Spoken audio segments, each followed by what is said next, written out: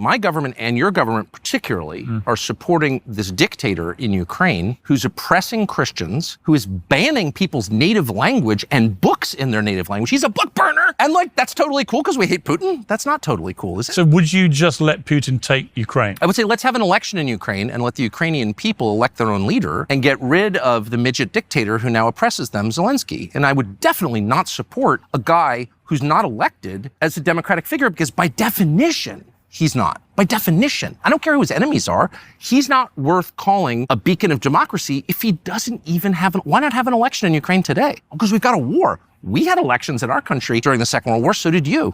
Like, why not hold him to democratic standards? I've got no problem with saying he should have an election. What about banning a Christian denomination? Yeah, I don't agree with any of those things. Well, how could we ever support that? Because ultimately... We're paying for that. Because ultimately we have to make a calculation about whether we're happy with Russia invading what is a sovereign European democratic country. It was not a sovereign country. It was controlled by the United States. They installed their government in a coup in 2014. But they're a puppet of the United States and Great Britain. But they're not sovereign. Do you think they're a democracy? Well, their leader's not elected, so by definition, they're not a democracy.